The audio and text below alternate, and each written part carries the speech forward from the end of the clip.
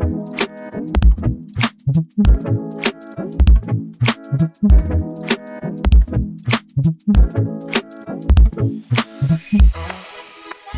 everyone, and welcome back to Schmindel Unlimited, the podcast for reviews, rants, and ramblings about books from our favorite way to get books, the Kindle Unlimited universe. I'm one of your hosts, Amity. And I'm Lauren. And I'm Steph, and this week we read Lucky Shot by Rebecca Jenshak. But before we get into this book, how's everybody's week been? What are you guys reading? Any updates? Watching maybe on TV? Any good shows? Well, first, let's say this is the first Black Friday I get off in about 9 years, so I'm jazzed. Yay! Are you gonna wake up excited. super early and go shopping? Absolutely not. Have you met me? I hate It's shopping. like, is Lauren gonna forego an opportunity for sleep and rest? Right? Mhm. But Brimstone, the second book by Callie Hart, came out this week, so I have been audioing that, and it's fantastic. It's the sequel to oh gosh, what is it? It's Quicksilver. I think you would like that too. Oh man. Very good. Amity reading anything good? So I started this book by Catherine Center called Things You Save in a Fire. I needed like a reprieve. I needed a break from sports novels, and it's not captured me. I'm like, Tried. I don't care what's happening in it, and I'm falling asleep very quickly reading it. So like it's doing its job being, like nice and light and everything like that, but I genuinely don't care. I want to care, but I don't. Is that bad? No. I So that's what I started. read the Spark of the Everflame series, book 1, 2, and 3 in 3 days.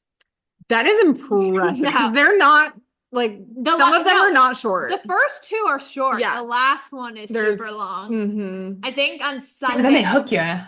They're so good. on Sunday, my husband was like, Steph, you've been reading in bed since, but I like traveled. Don't judge me. Yeah. I left Wednesday after work, flew to Nashville, then to fly back to Jacksonville, did a conference. Wait, was that the flight pattern? Like, Yes. gross. And then, so spoke at the conference Friday, left Saturday at 6 a.m. to fly back to Nashville, to fly back to Naples. Are you the pilot flying the plane? I honestly texted one of our good friends who is a pilot and was like, can you just bring me back to Florida, to Naples? But yeah, anyways, so Saturday I was just exhausted. And Sunday I was just exhausted. So I had time to and I would so many flights. Of course, what do I do during flights? Is just read. So hence why I finished the first 3 so quickly. But I really think, Amity, you would really enjoy them, and it would get you and it is not a sports. Perfect. Yeah. They're very good. They're really, really good. And I did download it, so okay. hopefully I will give myself permission to stop reading Things You Save in a Fire. I don't know that I'm going to return it like fully DNF yet, but I am going to pivot. How about that? Yeah. Just try something new. Yeah. So, but yeah. So let's get into Lucky Shot. The Lucky Shot takes place in Moonshot, Montana. You can do it. Yeah, I know. I can speak. I'm like full rested. My watch the other day was like, your sleep has increased. So she's too rested in the brain. Yeah, exactly. This was during the conference, I got like an average of 4 hours of sleep. Oh my gosh, it gosh. was so awful. Yeah. So while in we're not quite in Moonshot yet, but we're introduced to Ruby, who is a vampire romance author. Ooh. And unfortunately, she's down on her luck. Her last book flopped, and she's struggling with writer's block after a really bad breakup a year ago from a guy who was also a writer. She has a meeting with her agent and a potential book editor / publisher. I wasn't quite clear on Who she really was excited about working with. Yeah. Yes, this is like the dream editor of all time. And the agent gave the editor an old manuscript. It wasn't the book she thought her manager was giving them, and it's a sports romance about baseball. And she wrote it when her sister started dating a baseball player who she later married, which was the first book in this series. And the editor loved it, but she wants it changed from baseball to hockey before a book conference in a few months. Yeah, she said Hockey romances are really big right now. They are. yeah, she said there was too many baseball romances, so she had to switch it over to hockey. I do feel like there are equally as many hockey romances, but go off. I think there's more hockey I than think that there's it's like baseball. there's a bandwagon right now of hockey, and I there's And it some doesn't even feel seasonal because I felt like over summer there was still a lot of hockey romance. yeah. Yeah. So, Anyways, her agent sends her to Montana for 6 weeks because she knows somebody who's a professional hockey player that Ruby can interview. So she gets to Montana in the airport, and she has a not so meet cute with a guy at the airport. She like runs into him, and then she's super awkward. And what does she talk about? Like, Yeah, she just like starts mumbling and like I don't well, even she know what talks she's about like murder. Like she's not yeah. a murderer. Yeah. Not me. Not me. I would never do that. And he's just like grunting. He's not even like responding to her. So he's our typical, Grumpy. grumbly mailman Hockey, character. yeah, hockey player. And then we jump to Nick, who is our mailman character. We're introduced to him, and he's coming home after going to a conditioning camp because he is a professional hockey player. Fancy that. And he's making a comeback after a shoulder dislocation and a clavicle fracture. That sounds not fun. I let Lauren pronounce that part. Okay, side note, I went to trivia last night and they had one of the rounds was like medical procedures, and I almost got one wrong. I was super mad, but then I got it. Oh, And then you dominated the whole thing. Damn right. We won. So we won all the prizes, and then we won the final thing. It was great. That's Like awesome. domination. So proud. Anyway, back to Nick goes home. He lives with his dad after his dad moved in with him after he had a heart attack. And his dad's acting kind of weird. And then Ruby shows up at the front door because I she's loved the dad. Yeah. yeah.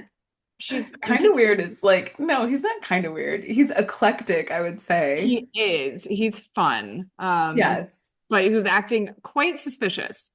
Because Ruby is renting the cabin next door, and that's the cabin Nick bought for his dad to move into, and he just hasn't done it. Fully renovated. So they're all blindsided except for his dad.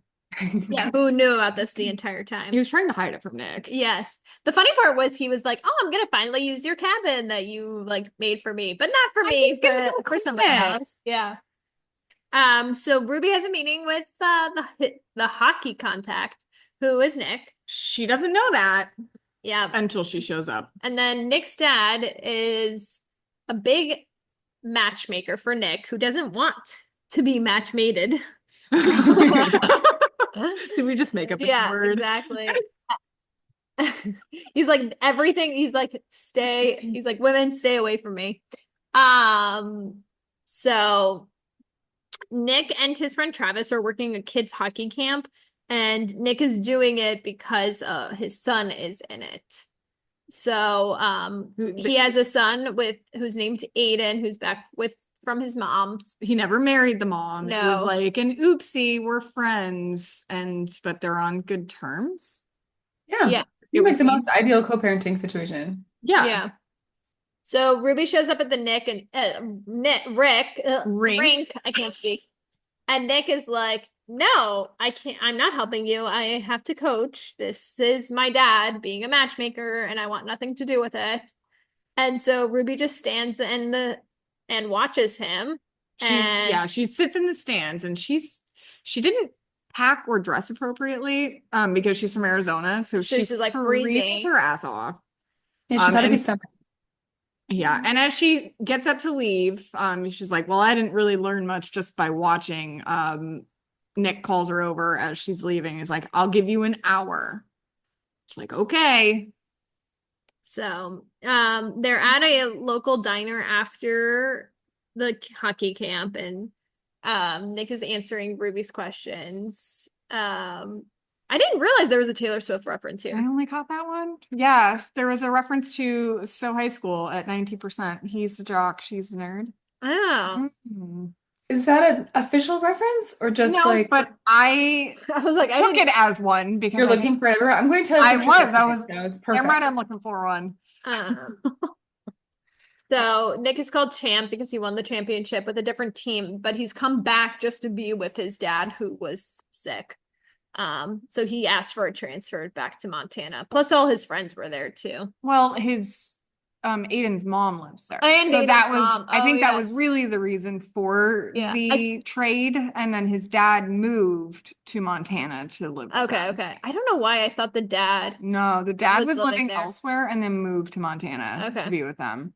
But he answers questions for about an hour and like he's still rather standoffish. Grumpy. Yes. So Ruby's like, well, this isn't gonna work, and tells her agent.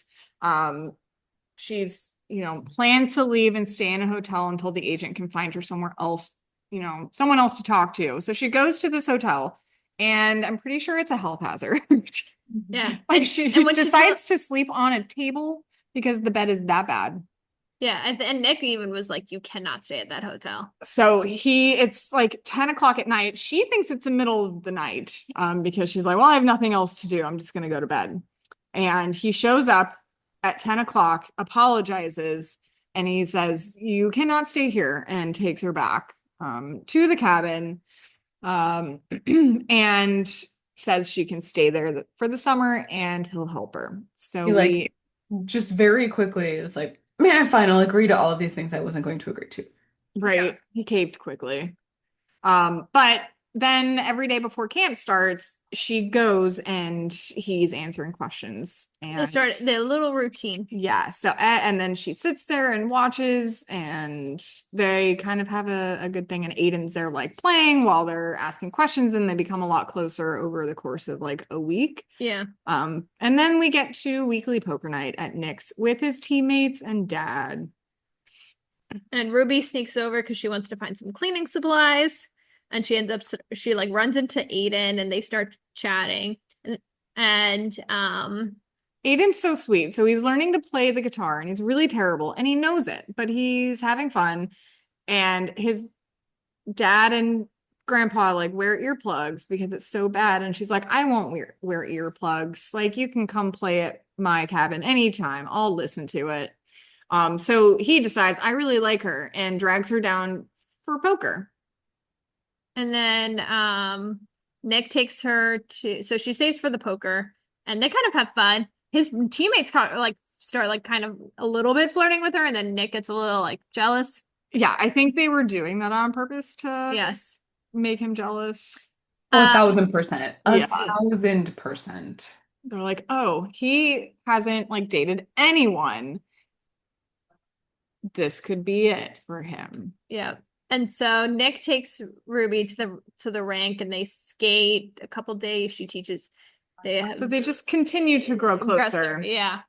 But then we find out that Ruby's ex, his book is getting adapted for TV. And this is the ex that like when they broke up, she like got into her writing slump and she like could never write again. Yeah. There's more to it, but we don't know yet. And Nick finds her throwing rocks in the middle of the night because she's so upset. So like, again, they're just continuing to grow closer. So she's like not her normal self, and like Nick can kind of tell. So he takes her to Aiden's hockey game and his teammates are there. Aiden's mom and stepdad are there. And I thought this was really weird that there was no interaction between the stepmom and anyone. Or his mom and stepdad. I was like, why didn't he introduce her? I don't know. Yeah. Plot hole that bugged me slightly. They go to the bar with with his teammates And things escalate pretty quickly. we get a little spice. They kiss in the car, and then they sex in the car? I don't remember. I don't remember. I thought they just were kissing. Okay. I think they definitely sleep together though. Oh, they definitely did. Yeah. And And then then they go to the ice rink the next day, and the teammates are like, "You slept together." it's probably because the grump finally smiles. Right? Yeah. Only for her. Yeah. Only for her. So then 2 weeks pass by. They're like in the same routine. She goes to the rink in the morning, and they're sneaking in and out, staying every night with each other. But Starting this little relationship. yeah. And then they go on the boat, on his boat that she didn't even know existed. Yeah. Because he lives on a lake in Montana, which sounds Beautiful. lovely. And while on the boat, one of his teammates is reading her ex's book, and he at this point knows because he found her throwing rocks she told him. And he just tosses the book overboard. Yeah. And this is when we find out that book, her ex stole the idea from her. From her journal. She had an entire journal of all of these different plot ideas, and he stole it. Just tick. Piece of shit. Yeah. Then they have a sexy boat scene, and then there's more her writing. He admits that he has read all of her books. But at this point, neither of them will admit that they still want to see each other past the summer. Yeah. There's an expiration date to this. Yeah. And it's so annoying because it's like both of them want to talk to each other about it, but neither of them bring it up. Like this usual non-communication. I know. Yeah. How many books have we read where it's actually good communication? Like maybe 3? I was gonna say 2, actually. It's like 2 or 3. It's very, very minimal. But even just having a conversation, hey, you're a writer. You can pretty much write anywhere, right? Her family's in Arizona. And speaking of which, she, misses her family, and her niece is having a softball tournament. So she goes back to Arizona for the weekend to go watch it. But then she talks to Nick the whole time she's there. When she gets back to Montana, she surprises Nick at the ice rink. Turns out she already finished her book, but she still flew back, for that final week with him. So, she surprises him at the ice rink. She has her book already finished. Nick's friend. And so was Nick's friend and wife Everly in a separate book? I think so. That was the one. So that's the book we read in the series, though. The motocross and gymnast. No. No. You read the second one. Maybe. I thought that was a totally maybe. Is this the same author? I think so. Oh. There was a connection to that. I thought the connection to the hall. I thought it was just the baseball one. No. The motocross. That was all. Yeah. No, I remember the family. It was the brothers. They ended up all being professional. The Holland brothers. Yes, there was a connection here to the Holland brothers. Oh, yes. Okay. Yeah. So because in the first Holland brothers, we read the second Holland brothers. Yeah. The playbook. Okay. In the first one, it's a motocross guy. Yeah. Okay. Yeah. I remember because I read them all. Well, no. This gymnast is different. Oh, that's a different one. Yeah. Okay. So hold on. She's jumping ahead. She got so excited. Now I remember. So, Nick's friend and Everly. Everly is Nick's and Ruby's brother-in-law, their agent. They're visiting, they invite them to dinner, and then Hannah is Everly's client who shows up, and she's new to town. She's an elite gymnast, and Everly is now going to be her manager as well. And she is going to be featured in book 2 of this series, I'm pretty sure. That's what it was, yes. Okay. I remember. So Ruby and Nick, they end up spending the whole week together. The guys throw her a going away party, but Nick chickens out and doesn't ask her to stay or make any plans to stay. So they only have plans to see each other in December, and that's multiple months away because she's going on book tour. And his season. Yes. So Ruby flies back to Arizona. She's preparing for book tour. And then she's at the book convention and she sees Matt, her ex, at the cocktail party, and he is a little weasel. He comes up and like instigates. He's terrible. He's just not very nice. And then she has to do a Q&A with him. And and somebody asks him how he came up with this idea for his book, which was actually her idea. Yeah. But then guess who else shows up at the Q&A? Nick, because he got a copy of her book in the mail and the dedication was to him. Aww. I know, but they printed a bunch of like advanced reader copies very quickly to hand out at this convention, which I'm quite impressed with. But Nick shows up at the Q&A and asks the question, who did she mean by her favorite hockey player? That's who she dedicated it to. Yeah, and then of course Matt has to get involved and he approaches, but Nick ends up just punching him. So that's that. I am always like, where are the consequences for punching someone? Like, that's assault. And I feel like Matt would press charges, except they are holding over the fact that they could tell everyone it wasn't his idea. Yeah, So, and that could. I mean, they could have told everybody anyways. Like, I know. But after the punch, Nick tells Ruby he loves her, and then they find an empty conference room, of course, to have sex.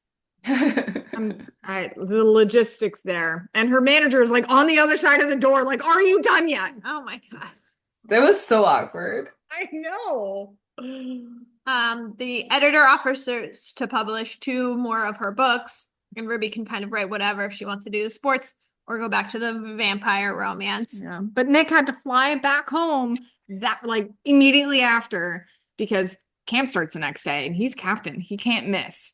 But at training camp, there's commotion in the stands, like where all the reporters are, and it turns out it's Ruby being klutzy and falling. Yeah, and then she wants to stay in Moonshot, and she moves into the big house. Mike, the dad, finally moves into the cabin. And then Travis calls Ruby and asks about love at first sight, and we then think about the gymnast. Oh, because she's a romance author. She would know. And his reply is, I think I'm in love with my new neighbor. And it's Hannah, the gymnast. So I'm pretty sure that's where we're going. So sounds great. Yep. And then we go to we jump ahead a few months now. Nick comes back from an away game. Aiden is playing a new song he learned on a guitar, and then Nick is doesn't suck anymore. Yep. He's getting quite good, but then they decide to go ice skating on the lake. And after the song that Aiden's playing, you find Nick with a ring proposing. It was very cute. I read this one quickly. Yeah. You know what I liked about this book? It was quick. Like, he didn't linger. There wasn't crap. There was no fluff that was unnecessary. Right. Like, this book didn't feel unnecessarily long in any way, and I really appreciated that. I know. Like, I'm getting annoyed by the 500-page books. I really am. Like, if you've got some good stuff, some great character development happening, awesome. But for the most part, we don't read books for good character development. We read books because they're quick and simple, and we know how it ends from how it starts, and it's just fun to see how they get there.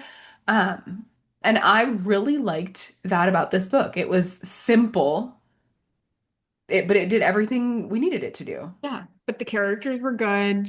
They had depth. I enjoyed it. Yeah. So we've got a number of tropes. We've got enemies to lovers, forced proximity, single dad. This was a great simple book. That was Sunshine Grumpy. 4 tropes. Yes, Grumpy Sunshine, found family, hockey/romance writer. But who was your favorite character? The dad. Yeah, he was funny. I liked the kid too. I know. I don't think I had a favorite. Yeah, they all were. But I liked them all. Like my best friend, I liked like Travis. The main characters, I enjoyed them. I just don't think one of them stood out, which might be a good thing. Even like the villain, like the ex, he was a good villain. Yeah. Like it wasn't not a good villain in like a, oh, I wonder if there's more to him. Like he was appropriately sucky. At no point did I have any feel bad for him. Empathy. This No. was good. What would you guys rate it? Ooh, Probably an 8. I'm gonna go the same. Okay. Ooh. I like Amity. 8. I kind of was at 7.5, but we already go big because we have, so we don't have decimals. So I'll go with an 8. Like it was, this book was fine. Like I We're will going read, an even 8. I love yeah, it. I'll read book 2 in the series. Like it was nice and quick and Yeah, I'll definitely enjoyable. read I, books. I have enjoyed all of her books that we've read so Yeah. far. I appreciate that they don't try to be anything they're not. Yeah, exactly. They're quick, easy reads. Right? Like, do the characters communicate? No, but that's how we have a story. Yeah, exactly. Exactly. Yeah. So, The few books that have had good communication, those are unicorns. They are. And I want them to continue to, like, I don't need to be moved or inspired by every book. These are pure entertainment. Yes, yeah, it is an escape. Yes. but All oh. right. Well, looking ahead. So next book is Merry Christmas, You Filthy Animal by Meghan Quinn, which I'm is really excited for this one, you guys. the second book in a Christmas series. So you read the first book, right, I read the Amity? first one last year. I did not fly through it because it's a long book, but I really enjoyed I don't want to say it was drawn out because it's not drawn out, it's just long. But I appreciated that I didn't fly through it. It took me a week or so in the Christmas season to read it. It's Grinch themed. I have a dog named Max, so like the Max references were funny to me. The Grinch is not one of my favorite Christmas movies, so it was like neat to get back into that story. I enjoyed the Grinch book last year. So and she did a lot of so it the Grinch is a poem, like it's a Dr. Seuss book.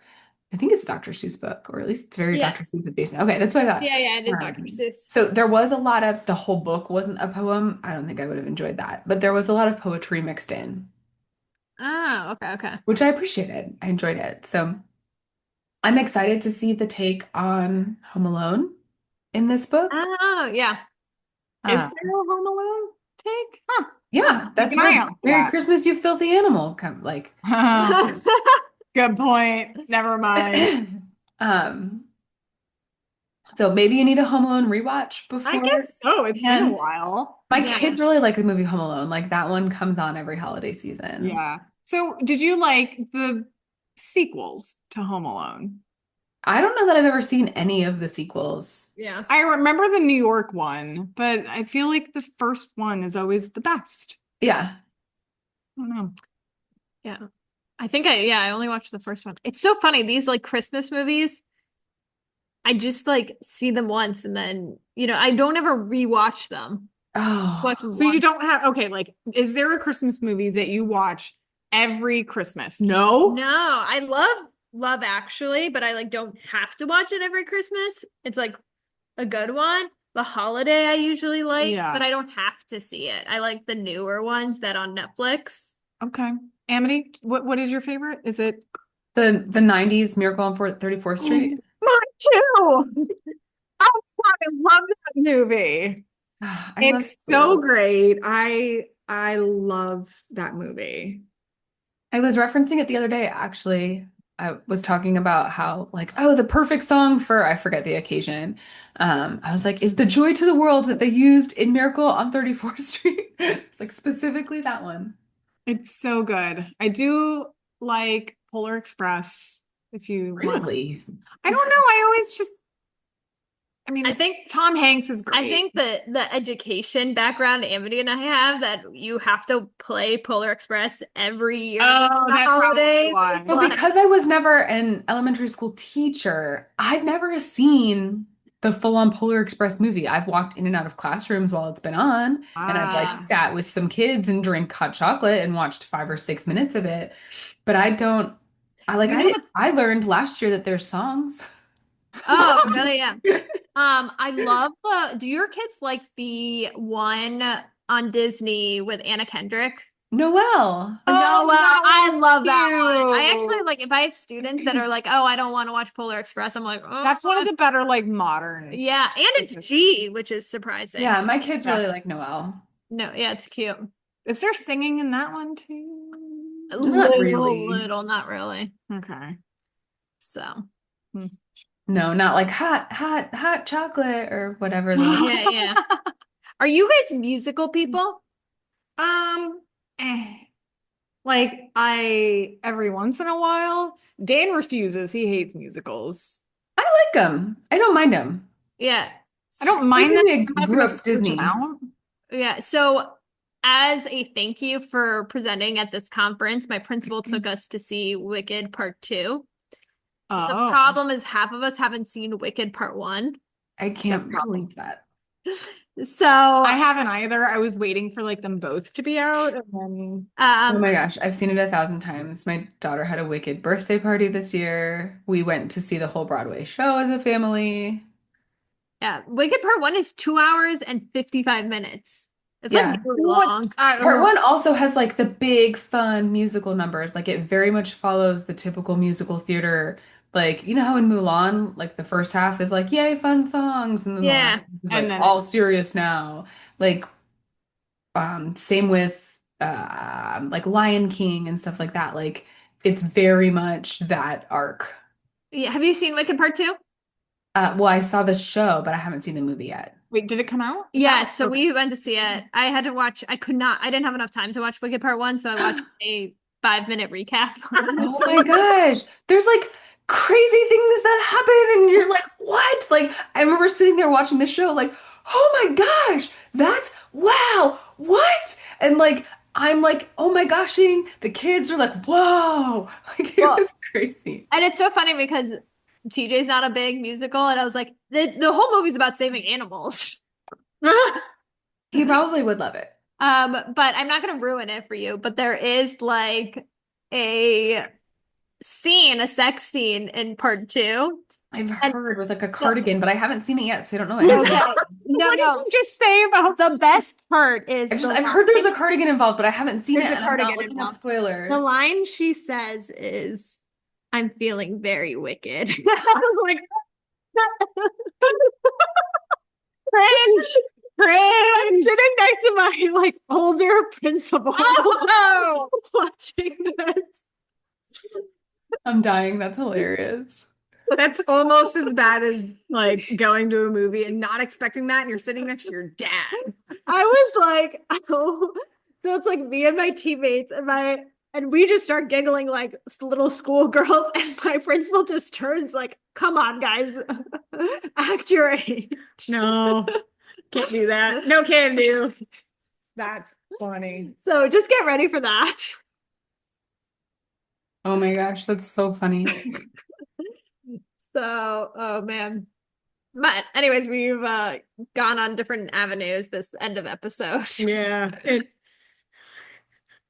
So you got a little Wicked Part 2 preview. We Yeah. need your expert review for the next podcast. Yeah. Next episode, I'll go into Wicked Part 2 because that'll be something I will have watched. There we Okay, go. perfect. Sounds good. All right. Well, thanks for listening to our reviews, rants, and ramblings about all sorts of things, whether or not they appear on KU. If you also read this book and review it on Amazon or Goodreads, please include that Schmindel Limited sent you. And if you wouldn't mind a quick review on your podcast platform, we would be forever grateful. Have a great weekish, and we can't wait to read, review, rant, and ramble about the next book with you. Bye.